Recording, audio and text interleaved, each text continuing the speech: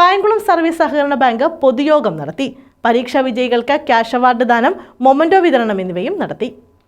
Kayamkulam A421 number സഹകരണ ബാങ്കിന്റെ വാർഷിക പൊതുയോഗമാണ് നടത്തിയത്.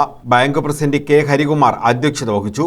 ഒരു 35 വർഷക്കാലം ഒരു സഹകരണ ബാങ്കിന്റെ ജീവനക്കാരനായും 16 വർഷക്കാലം ആ സ്ഥാപനത്തിന്റെ സെക്രട്ടറിയായും സേവനമനുഷ്ഠിച്ചിട്ടാണ് ഞാൻ വിരമിച്ചതിന് ശേഷമാണ് ഈ പ്രദേശത്തെ നല്ല രീതിയിൽ പ്രവർത്തിക്കുന്ന എന്ന് പറഞ്ഞാൽ അസൂയാവഹമായ നേട്ടം കൈവരിച്ചുകൊണ്ട് മുന്നോട്ട് പോയിക്കൊണ്ടിരിക്കുന്ന ഓച്ചിറചന്ദ്രൻ അനുശോചന പ്രമേയം അവതരിപ്പിച്ചു. MP രാമഭദ്രൻ സ്വാഗതം പറഞ്ഞു. CS അശ്വതി ശങ്കർ പൊതുയോഗ റിപ്പോർട്ടും കണക്കും അവതരിപ്പിച്ചു.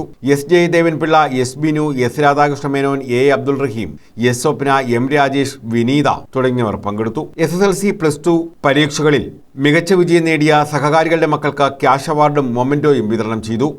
News bureau, Kayamkulam.